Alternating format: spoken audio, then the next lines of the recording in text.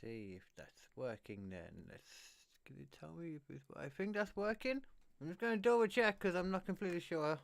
This is a new way of doing it. So, okay, I think we are live. We are live. Okay, welcome everybody to the first of what should be a regular thing on here now. I'm going to try and do a few more live things going forward from this year, just because live is easier because I don't have to think about what I'm saying per se. I know you're supposed to if you do it live, but I just prefer not to think about what I'm saying. And I don't have to edit it, which is good because I'm a lazy bugger. So it's a win-win all round, and you get some unfiltered KD-ness. And I promised everybody that was listening on Twitch today, just to remind you all, of course, if you're in the England area, and especially around the Midlands, you can catch me on Switch Radio 2 till 3 p.m. every Tuesday. We have a laugh, throw some knowledge bombs out for everybody, some truth bombs, play some great music. Tell you about some free stuff that's available for you all. We all love free stuff. So, yeah, come on over to that. Or Katie Comedy Podcast. So, of course, you can see the picture right over there. Got a new episode coming out soon. The King Leopold's extravaganza. It's post-apocalyptic extravaganza, New Year's extravaganza. Definitely wasn't meant to be a Christmas one that I'm wearing a Santa hat in, and I just haven't got around to editing it or anything. Definitely isn't what happened. But what we're going to do today, though, we're going to watch the news from today. Literally, where are we now? God, it's the 9th of January already, isn't it? Jesus! 9th of January already. Tuesday, the 9th of January, we're going to watch ITV News. But I couldn't make it work on this. It just wouldn't show up. ITV have a bit more of a overly fancy website that doesn't work when you have to do it with this. I'm not going to get into explaining all the stuff because I'm not even sure if I'm doing it right anyway. We'll find out if this comes through properly, but we'll see. We're going to watch some news, I see what's going on in the world, and I'm sure we won't have anything to say about the corrupt mainstream media or the things that they're peddling. I'm sure they won't. Let's find out though. Let's see what's going on in the world. Office Paula Venables will hand back her CBE amid mounting public anger over the sub-postmasters scandal. Also tonight, 2023 is confirmed as the world's hottest year on record. The Boeing airliner that lost its door after takeoff, the man who found it in his back garden. Oh, wow, geez. Amazed that could be happening in my yard. South Korea. Oh, let's just clarify. It wasn't happening in your yard. It was happening way, way above your yard. They're the ones to focus on, not... It wasn't happening in your back garden. It was a good job you weren't doing anything in your back garden at the time. It was amazing. Bans the centuries-old tradition of breeding and selling dogs for meat. Where? And the incredible escape after this. Jeez.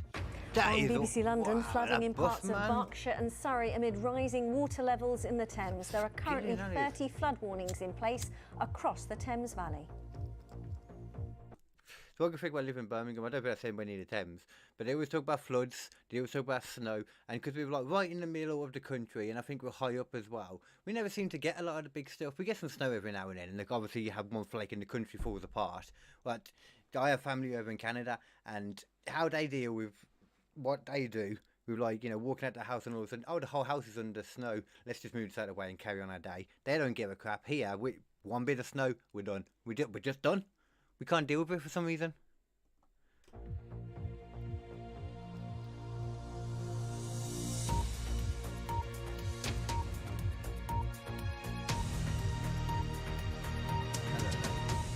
Good. See, I never watch this because when I do watch the news on the actual on the telly, I watch ITV because I don't really watch BBC. But you know, I pay a TV license, so bloody better may as well. And if I get any kind of copyright for this, any kind of strike, I would be very vexed as well because, like I said, I own this. I pay my TV license. Well, the house pays its TV license. I may not necessarily be the one who pays it or all of it because I think it's ridiculous. I would rather just not watch BBC at all. But apparently if you have any TV, you have to do it, or any internet, or any... I don't know. Apparently they're doing everything now, man. It's such a outdated thing, but we still have to pay for it. I'm going to force myself to watch it. I pay for Doctor Who.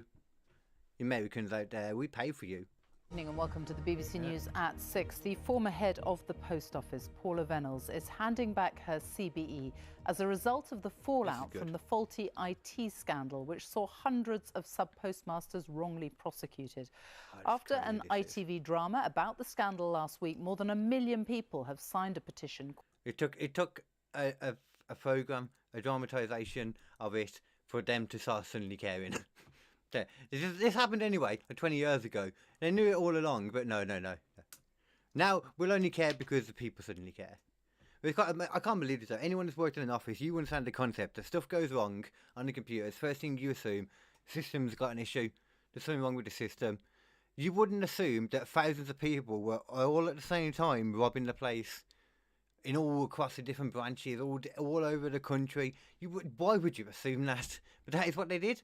And I heard Piers Morgan talking about, the company that made the software should pay some of the money back. I don't really agree with that, because any software, may have bugs. I'm sure they didn't mean for it to have bugs, the actual tech company themselves, but any boss people of a load of things should understand the concept that let's assume and make sure it's 100% definitely not the software before we assume it's thousands of postmasters all at the same time fiddling us. It must be more likely that they're all just psychically doing this at the same time. They're all in this together.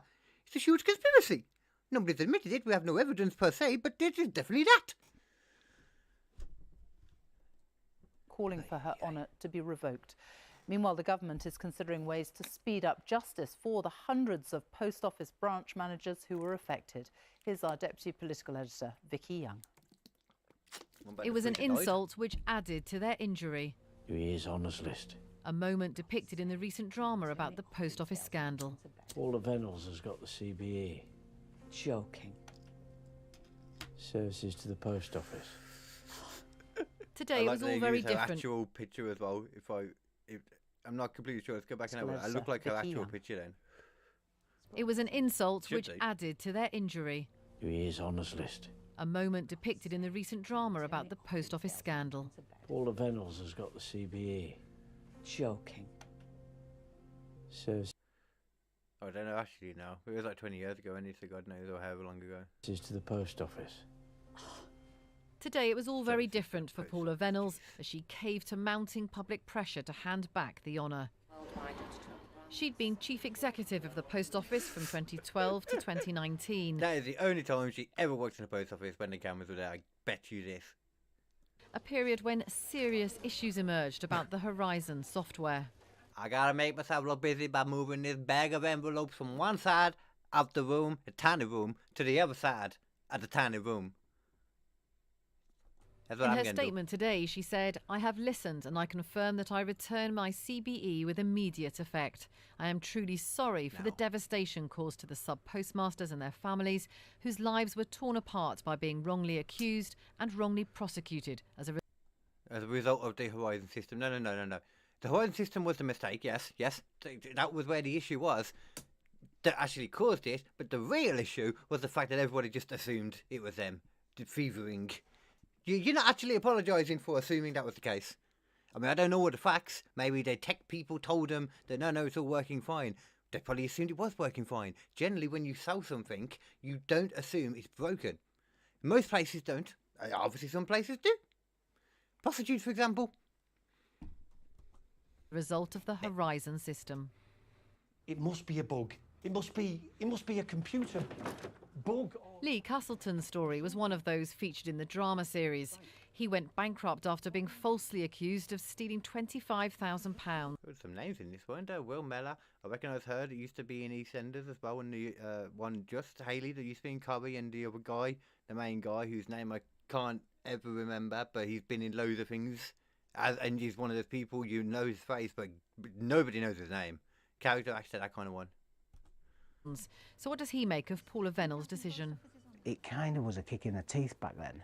Now it's full circle, I suppose, and we've got to a point where now it's acceptable that the moral decision to hand it back is the right decision. Yeah. The renewed publicity has made dealing with hundreds of wrongful convictions a priority for MPs.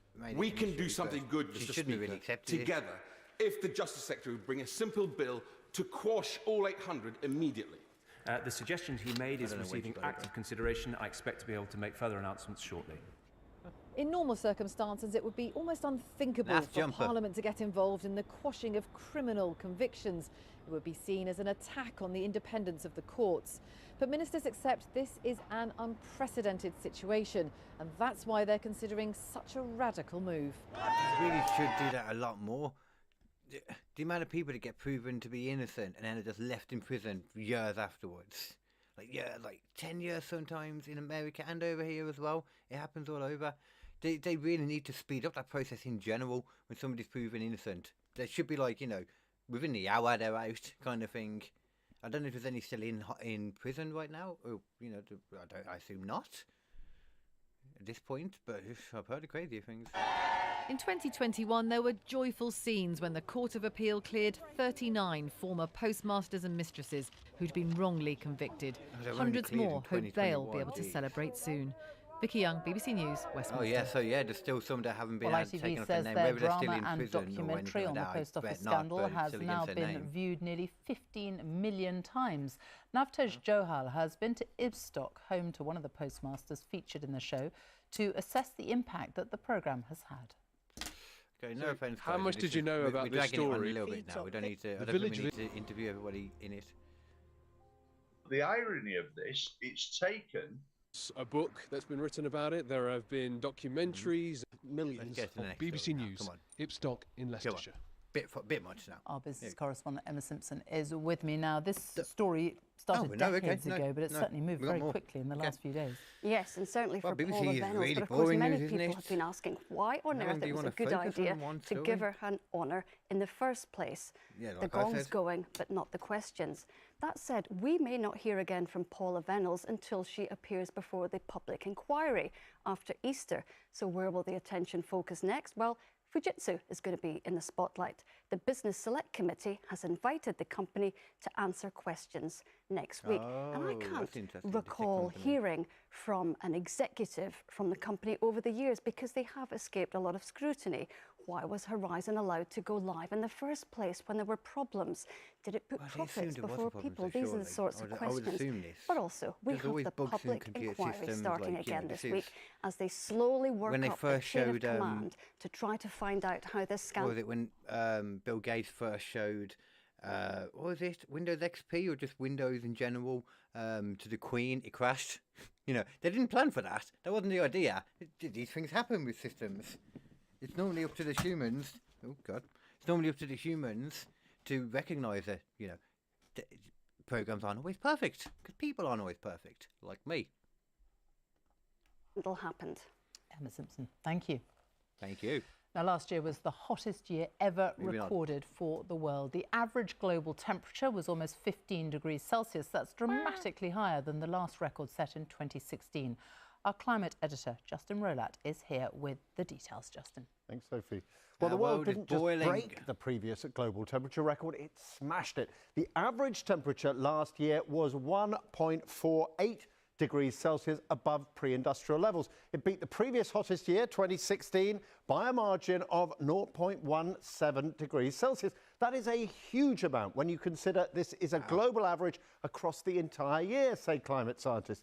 Just take a look at this. Now, the grey lines on this chart show temperatures for each year since 1940. So the red line... This is the portion of the news when you've shown something that's really hard to follow, that could be portrayed in such an easier way, but no, we're going to use this really complicated, convoluted graph that you don't get much time to actually look at. Cool. You can see it coming on there, shows last year's temperatures, and you can see it started off pretty unexceptional in terms of global temperatures, but from around July onwards, the world began a remarkable, and look at that, almost unbroken streak of daily air temperature records. More than 200 days set new daily global temperature records, according to BBC analysis of the data from the EU climate organisation Copernicus.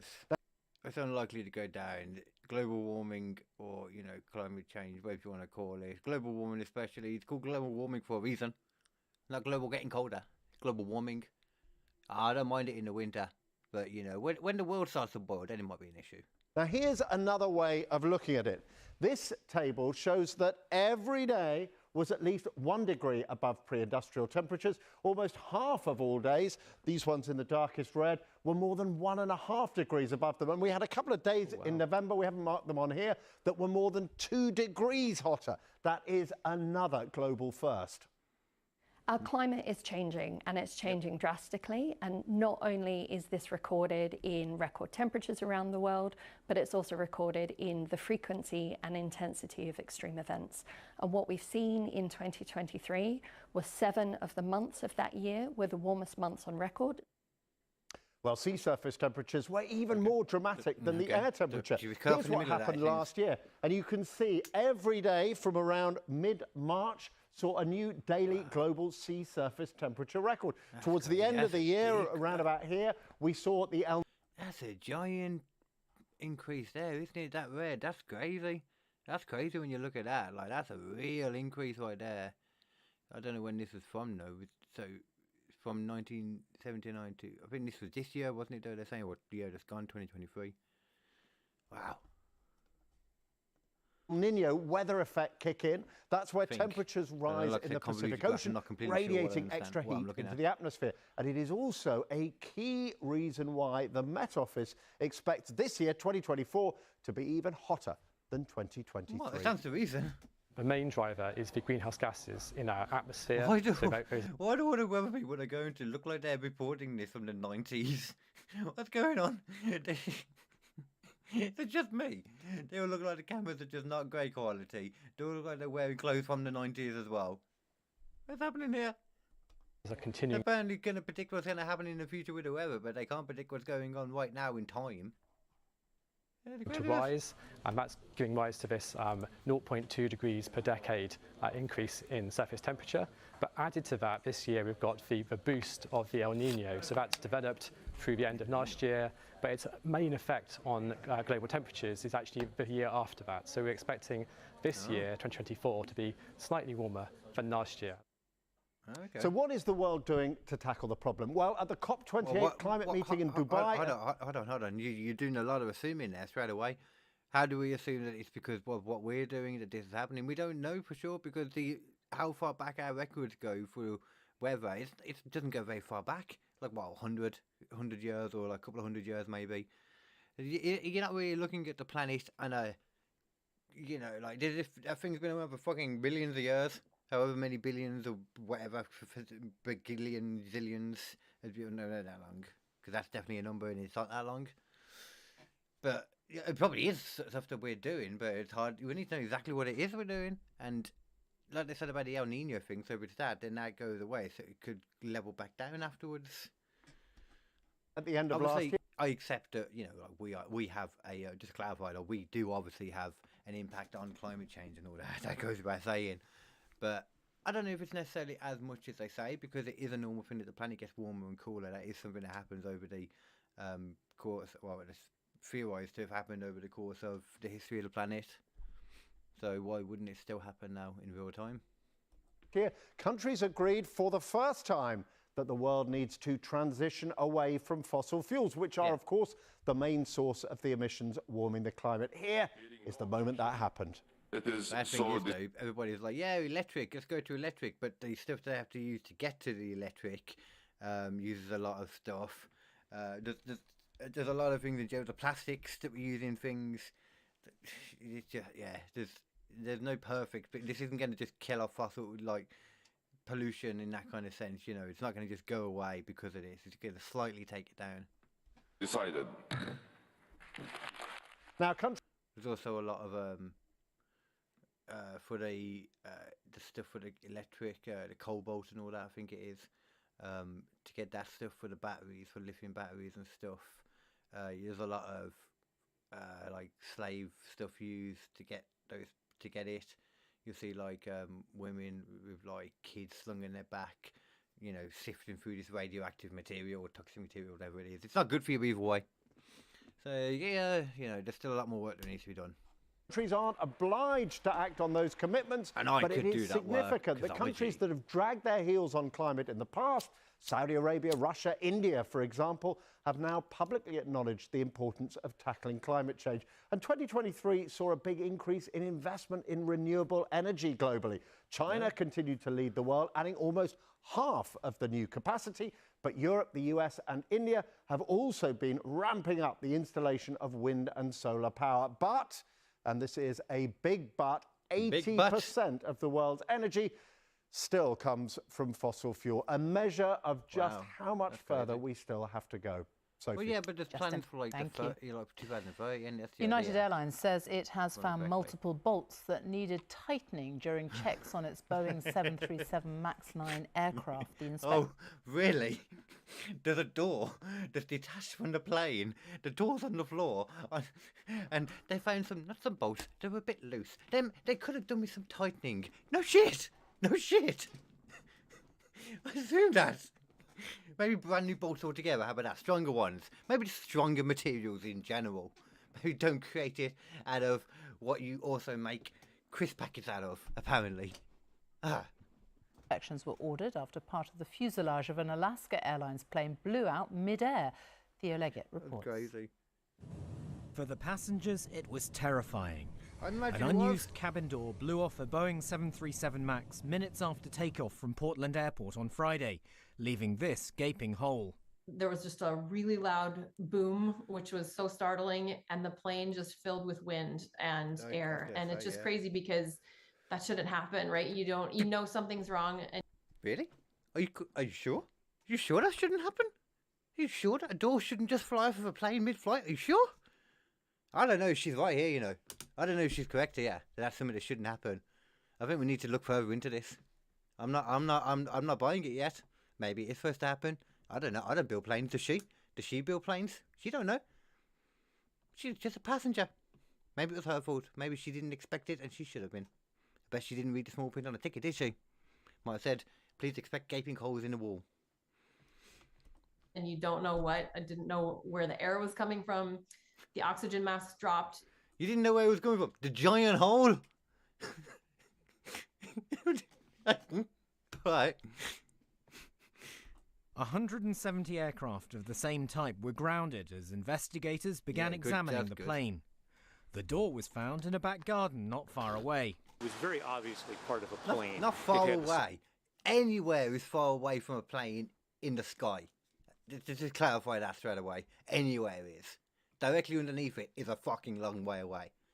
Same curvature as a fuselage. My heart did start beating a little faster at that point because I thought, oh my goodness, people have been looking for this all weekend, and it looks like it's in my backyard.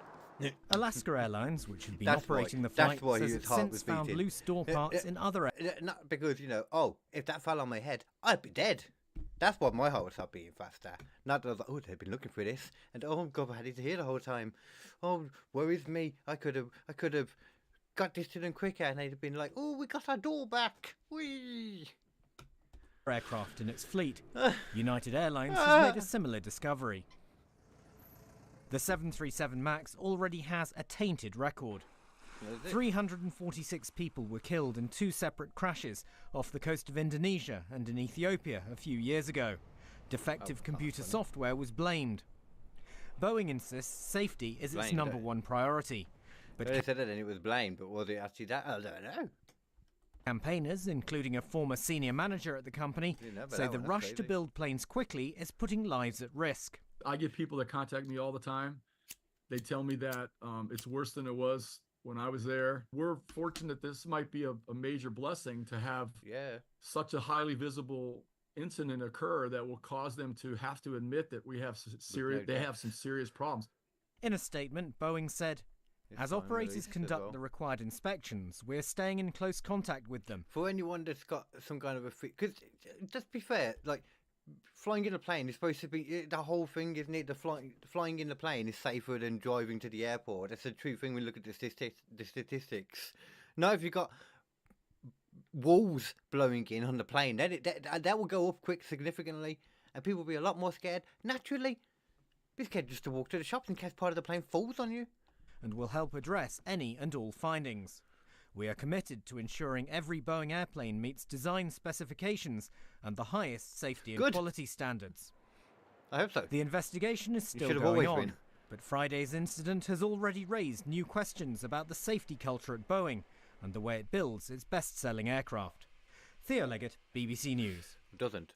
build them. Artificial intelligence has helped find a brand new substance which could reduce the amount of lithium used in batteries by up to 70%. Oh! Lithium is expensive and mining it damages the environment. The process to find an alternative could have taken decades for humans, but AI has done it in just 2 weeks. Our technology editor, Zoe Kleiman, reports. That's pretty cool. So much of the world's top tech relies on one thing: batteries. The race is on to find stronger, longer-lasting power storage, and today Microsoft says it may have made a breakthrough. The tech giant used artificial intelligence to help create an entirely new material to reduce the amount of lithium used in almost all batteries today. In less than a week, the AI tool churned its way through 32 million options, settling on a shortlist of just 18 materials, with a winning combination called N2116. So has better energy density. So if we think about that, it could mean, for example, that I could double the number of miles on an electric vehicle, for example, because I can store much more energy in a smaller space. And from that perspective, it's great. It uses up to 70% less lithium. That's important because lithium does have an environmental price tag. It has to be mined, and demand is soaring. A single average electric car battery contains around 8 kilos of it.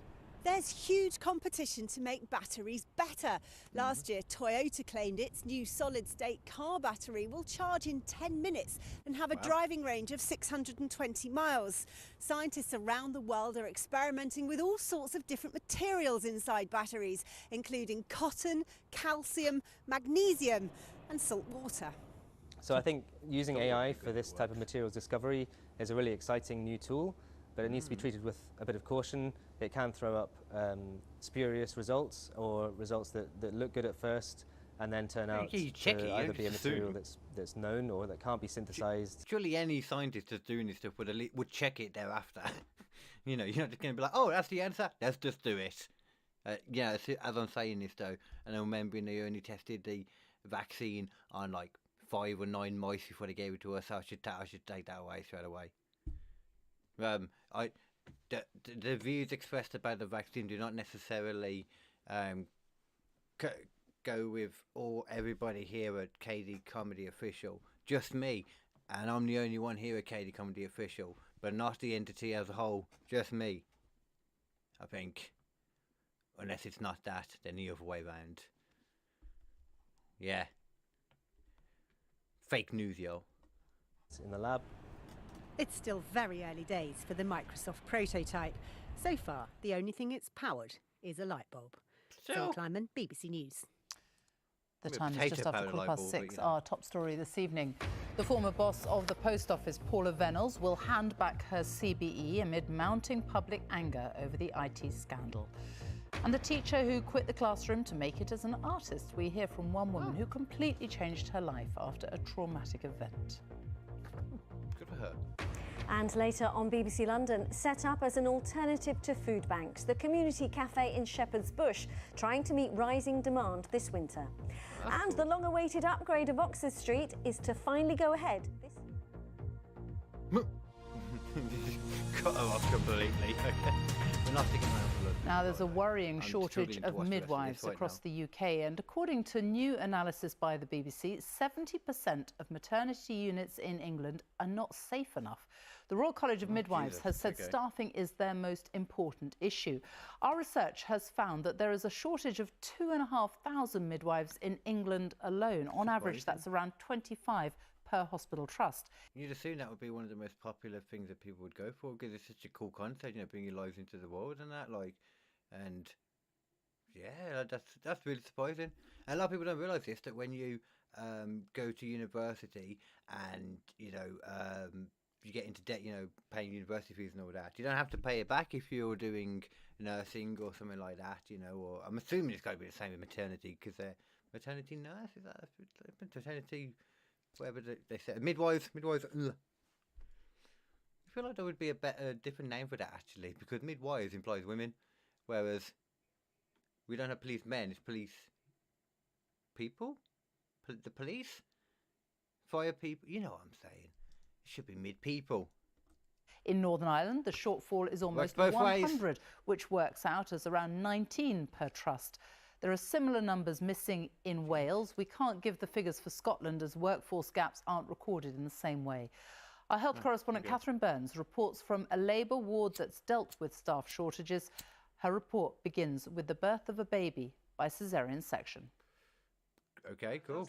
This is a story about something miraculous. Life at the very start. Hello. They're weeing. About the NHS staff who do this every day. If you've had kids, you know that is. Well, yes, it's a beautiful moment, but it's also a disgusting moment. But still awesome too, and disgusting at the same time. Just like sex, really. It's been amazing to look after the women in Croydon. They've been so lovely to look after. Yeah. But it's a story too about when things don't go so smoothly. The pain was unbearable. Unbearable. And about the midwives who end up leaving the job they used to love. I miss it, but I also mourn it. So I mourn it because I don't see it improving. What operation are we doing for you today? C-section. We first met Nicole de Cruz and her husband Michael outside an operating theatre at Croydon University Hospital. I'm nervous and excited at the same time. Let's go have a baby! 20 minutes later, their daughter Xenia arrived. For mum and dad, relief and joy. I've never seen a baby being born before. The best feeling ever. It's just amazing. So welcome to the Labour ward. So this is where the magic happens? Magic happens, exactly. Phoebe Isaac is right at the start of her career as a midwife. She loves it. I am very privileged to be able to be in this role. It's such an amazing job and I wouldn't change it for the world. So that's going well, that's great. But maternity units need more Phoebes. There's a shortage of 2,500 midwives in England. Despite that, the number employed has gone up by just 7% in a decade. My head. You can't let that grow too big. And it's a tricky balance, recruiting enough new midwives and stopping more experienced staff walking away. I may have just about preserved safety, but just preserving safety shouldn't be enough in the NHS. Hannah Williams left her job as a midwife in another part of the country, worried that staffing pressures meant she couldn't look after mums and babies properly. I think I've probably always managed to by the skin of my teeth. That you feel like you need to leave because the shortages in staff are creating issues, but thereby leaving, you're making that job even worse. So you don't want to give the care yourself if it can't be done properly. But even though you're one of the people that could make a difference, you don't want to stick around to help. There's some flawed logic there. There's some very flawed logic in that. I get it, but I think she needs to be a bit more honest about the reason. Maybe it was just hard to deal with, which fair enough. But you know, I sense a little bit of bullshittery there in that reasoning. But it isn't the care that I've wanted to give someone, and that's ultimately what made me walk away. When you called for help, what did the midwife say to you? She said that, listen, you keep ringing the bell. You're not in labor. Doctor, check you. Please do not ring the bell because we are busy. Nobody came. No one came until I gave the birth. I've seen that myself just in the hospital when my mum was in there. Just as normal nurses and doctors and that, you know, the amount of times the person the thing because of all the pain she was in, I had to go out there and get them a few times. There's staffing issues, but everybody asking for raises gonna make the staffing a lot worse. But you know, and it's amazing. As I said, it's on the radio earlier. The amount of people that will make a huge point, you know, be all wokey and make a point about how yes, the NHS nurses, doctors, they deserve a pay rise. You ask them, okay, well, how much are they earn right now then? They ain't got a clue. How you can argue for a pay rise without knowing how much they're earning right now? I don't understand. It's almost as if you're just going along with the popular opinion. No, I never do. No. You never have people doing that. People would never do that online as well. Puh, never. Farzana Kadim's baby was born in another NHS maternity unit with no medical help, even though Farzana had been told she was high risk and needed a caesarean section. What? Her daughter Kader is now a happy and healthy toddler, but Farzana needed emergency surgery and is still traumatised by what happened. You went there for help. The country really is kind of falling apart right now. Like, I try and be footing in games and I watch this kind of stuff, but I have to laugh at it just because it's you know, you'll cry if you don't. The old adage, whatever that is, idiom. Just going to crap, man. Social care is abysmal. You have to pay so much. You put yourself in a debt just paying for carers, as we're discovering right now with my mum. You go to a doctor, there's not enough nurses, and the nurses that are there, or doctors, nurses, student nurses especially, they're not there, and they're like, oh, they need more people in there, so now is the time where we're going to stop and ask for a pay rise. You know, doctors get 100 grand. Nurses start on 30 grand. Junior nurses start on 30 grand and 29 grand, and goes to 34 very quickly, and then up from then goes on up more. I think that's a lot, personally. And you don't even have to pay back your thingy fees either, your university fees. But yeah, okay. We went there for treatment. It's going to make all of these problems worse and when the time came, nobody was there. Yeah. NHS England says more midwives are being trained and recruited, and that staff tell them things are improving.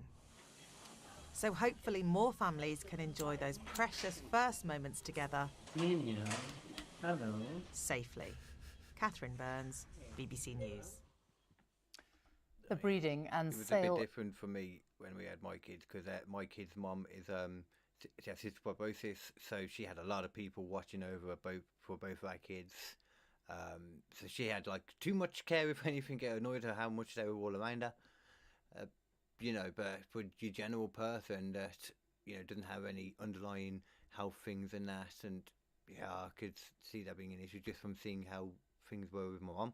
It's a big issue, but the people that could really make a difference don't seem to want to make a difference. They seem to prefer to almost pushing it to become privatised. Almost like they care more about making money than the patients, but that can't be true. It's the leader, the head higher ups of the NHS, of hospitals, they couldn't care more about money than people. Never. No, what are we talking about? Come on. Just craziness. Of dogs for their meat is to become illegal in South Korea. The new law, set to come into force by 2027, aims to end the centuries-old practice of humans eating dog meat. Our Seoul correspondent Jean Mackenzie reports. I mean, I've said this before, I'm a huge dog person. I love dogs to bits. If I was in China, though, and dog meat was offered to me, I mean, I'd probably give it a go, as long as I felt like it was, you know, clean and all that. I was in a clean area, all that kind of stuff. It's already there anyway. Me having it isn't going to make a difference to it. But at the same time, I say that now, but I don't know, because I am a big dog lover.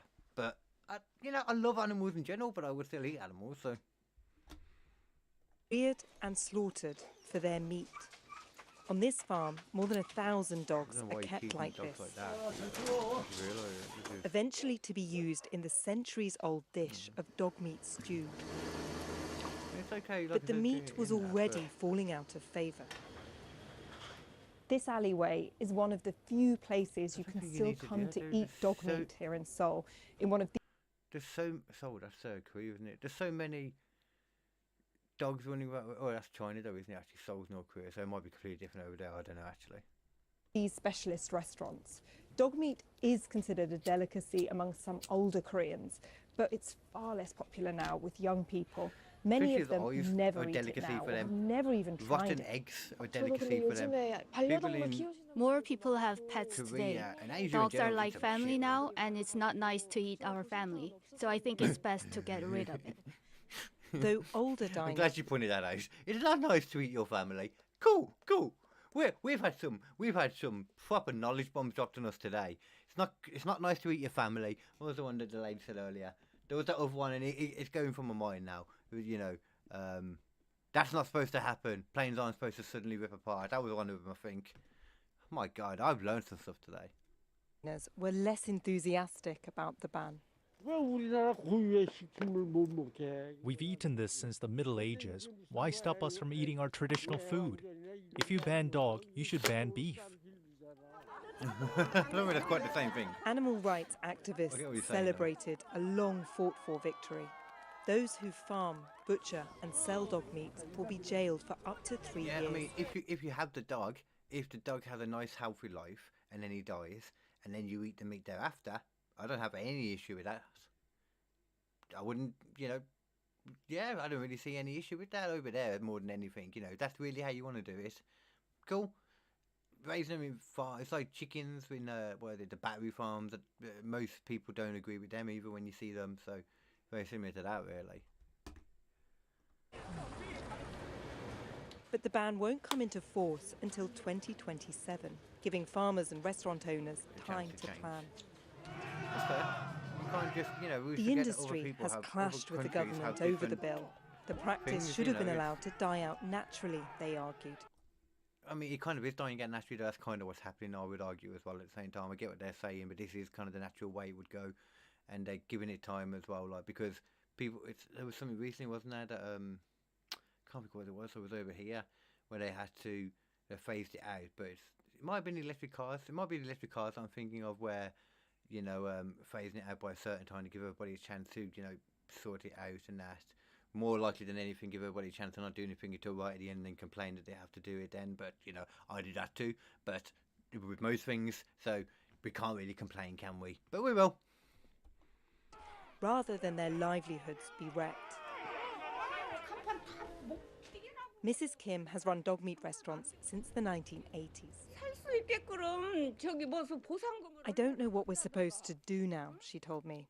We need to be compensated. I think we should accept dog meat, but raise and slaughter them hygienically. I mean, that's okay. These dogs were rescued from a farm last year. Hundreds of thousands more will now soon be looking for new homes. Jean Mackenzie, BBC News, in Seoul. But, that's... A fifth of children in England missed at least 10% of school last year, twice as many as before the COVID pandemic. That's according to the government's own figures. Now Labour has been setting out its plans to tackle persistent absence from schools, including better mental health support and free breakfast clubs for primary-aged pupils. Here's our education editor, Bramwyn Jeffries. The noise and bustle of a large secondary, overwhelming for teenagers struggling with their mental health. At their school in Barnsley, Logan and Abby got counselling, now turning up regularly instead of avoiding lessons. Me and my family have little jokes about oh, you've done a week at school, and I've made a massive change. It's like I set goals for myself. That if I've done a week, that's good, and then if I've done 2 weeks, that's good. Why would your mum not make it? It's not coming. Why is it more of an issue that you should be making them go to school? I'd make my kids go to school. That's what you do. You don't really have the choice. I shouldn't really have the choice. It's not really up to them. It was never up to me when I was in school. I mean, at the end, I wagged a few times, quite a bit in the last couple of years. But I was a smart kid, so I still managed to get 14 GCSEs or something. It's fine. Just stay in bed. Stay, not listen to anyone, and then now just come in as much as I can, get on time instead of being late. Labour is promising a counsellor for every secondary school. Here, they're already spending £400,000 on mental health support. When you see it at an individual level and you're working with students and when it comes to, I've made this point a lot, you need mental health stuff with kids, but there's a line where if you go over it and you make it too much of a thing, then it's kind of like pushing it on them, where people that may not necessarily be exactly what they're being told they are, they're being put on drugs as well, they maybe don't need to go on to, because it also makes more money for the big pharma companies and all that stuff, more money than for the school, probably for the, it becomes a whole thing. You need it, but to a degree, I would say. You don't want to go too far, and it's very easy to go too far, and most places probably already are, or probably already they have it anyway, You can put that real support in and try and get those students back in and work. Sometimes it's very, very small steps, and sometimes that takes time, but the impact that can have on an individual is absolutely huge. Then we can have a discussion. If not, Labour supported the lockdowns that closed schools. Now she wants to convince you they have the solutions, using money from scrapping tax breaks for private schools. So breakfast clubs, free breakfast clubs in all of our primary schools, a major help around the cost of living. A lot of families are experiencing cost of living squeeze in their budgets. Can you understand why they take their children out for a holiday? I know that parents are facing tough choices at the moment around the cost of living, but there can be no excuses for taking your children out of school for holidays. So no backing away from fining parents for term time holidays. The lockdowns were the biggest disruption to children's lives in generations. There's evidence it's fundamentally shifted attitudes towards going to school. Probably. And there isn't a simple solution to that. No, Labour is popping up now with its plans as an election looms. Parents pay £1 a day at this breakfast club. The school makes sure it's free for any struggling families. There is evidence this helps learning and attendance. So does mentoring for families, which the government has extended. Yeah, I understand you don't want to go to school. Hard luck, go to school. What's harder is to rebuild the belief in school every day. Bronwyn Jeffries, BBC News. The leader of Plaid Cymru, Rhyn ap Iorwerth, has called for Wales to be given more powers to create different tax bands similar to Scotland. Setting out his economic strategy, he said the priority for Wales was to receive a fairer funding settlement from the UK government. We can't take for granted somehow that changing the UK government from blue to red will resolve some of those deep problems that we have in Wales. And Plaid Cymru is the party that will stand up for issues such as fair funding. We're talking about the budget in the Senedd today. We've lost hundreds of millions of pounds from that budget because of the unfairness of the funding settlement. Now, these paintings are by a woman who until a decade ago was teaching children at a primary school in London, but then tragedy struck when one of her pupils was murdered, and it made her completely rethink her life. Wow. She quit teaching and decided to pursue her dream of becoming an artist. And let's just say it has worked out. Colin Patterson has been to meet Margot in Margate. How short life is, and you want to do this. Meets the artist known as Margot in Margate. A lot of people felt after the pandemic. I'm loving what I do, and I think hopefully that shows up in the artwork. As a nation, we were all suddenly kind of. What's the word? We were kind of put in front of our own mortality. We had to confront it, think about this stuff. That's why so many people, as a comedian, I was doing it before, but I saw such an influx of new people coming in, which made it really hard because a lot of them are really freaking good. But I'm not going to get into talking about the comedy scene in general right now, but very good in that kind of way, but there's a lot of toxic people that aren't generally the new people, though, just to clarify. A lot of the newest people are generally the nicest people. It's the people that have been there for too long, and then they kind of warp the newer people as well, As well. A decade ago, Margot completely changed her life. She was a primary school teacher in inner city London when tragedy befell one of her pupils. There was a little girl in my class who was I was actually one of the people who put her on the at-risk register. And sadly, she was murdered with her mum. And that really changed my life. Margot decided to quit teaching and pursue her lifelong dream, and for the last 10 years has created at least one painting every single day. And so I started drawing little small pictures in my bedroom every night on a desk. And I just thought, that's what I'm going to do. I'm going to paint every single day for 10 years. Superfan Cara is typical of the kind of devotion she inspires. The look of love in the upstairs hallway, love, as you can see, is the theme. Now in the kitchen, this is Elvis. This is one of Margot's personal favourites. In our bathroom, You to Me or everything. Until last year, Margot hadn't sold any pictures for more than £250. That's changing. The arts world has woken up to her wider popularity, and prices are reaching the thousands. And now, at the age of 54, the mother of two boys has her own show in Brighton's Helm Gallery. Margot, how does it feel to see this? It's unbelievable. I absolutely love it. It's so much colour, and to see everything together in one room, it's mind-blowing. It's just fantastic. And Margot wants to encourage other people to follow their dreams. Make time for something that you love doing, and maybe that's where you should go. Mm-hmm. Colin Patterson, BBC News. I fully think that we have this life, And who's to say, you know, like that it's not just this? Who's to say how long it's going to be? Who should decide that you should have to live your life a certain way? Nobody should decide how to live your life other than you. So do that. Have fun.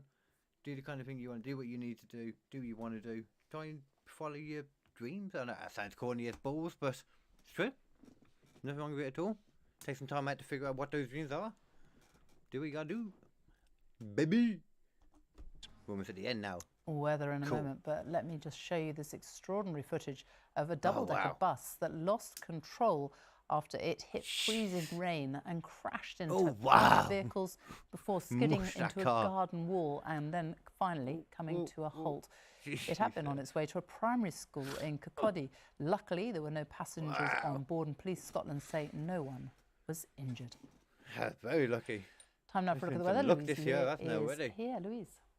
Plenty of challenges, Sophie, as we've just been seeing in the weather just recently. It's just a few days ago when a major incident was declared in Nottingham. Look at the difference. In fact, we've had blue sky and sunshine. Yes, there is still some significant flooding, but hopefully the sunshine's compensating a little and helping with some of the clear-up operations that are no doubt still ongoing. Now, high pressure is going to dominate the story, not only through tomorrow, but throughout the rest of the week. Position of the high, quite important though, and today we've had a few more isobars to the south of that high. There's been this nagging breeze. It's made it feel really quite cold across England and Wales. That will act like our friend overnight tonight though, and because it's... I mean, we don't need to stick around to watch the weather, do we? That's kind of pointless actually. So that was the first of this. I hope you all enjoyed it. I actually enjoyed watching that a little bit more than I thought I would. I'll try and get ITV. I'll try and figure out how to do the ITV news for the next one, because it's a bit more, you know, like a few different stories rather than like spending so long on one.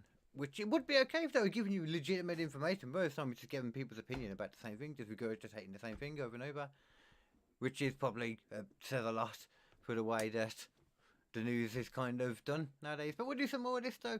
I enjoy doing that. There's always some different stuff happening, and I enjoy reacting to a lot of different things in general. So I'm going to start watching some more stuff with you all, and we can see it together. We can see what's going on. It'll be fun. It'll be good. But that's it from me then. Now, as I said, I might be jumping over to Twitch in a bit, play some games. I'll see. We're going to be doing a live podcast tomorrow though. Me and Nathan are going to have a Squishy Logic live podcast. That will be around 7 or 8, something like that. You should see the thing come up, so you know, like, make sure you got your subscribes, your follows and all that on KD Comedy Official on the YouTubes, and there's also KD Comedy Podcast, as you can see up there, on Spotify, Apple, wherever you get your podcasts from. I'm probably on there. If not, then hard luck, I'm lazy. Thank you very much. Check me out on Switch Radio as well every Tuesday from 2 to 3 p.m, where I'm dropping the good, funny knowledge bombs with some music and fun times and all the other stuff. And I might go and watch EastEnders now.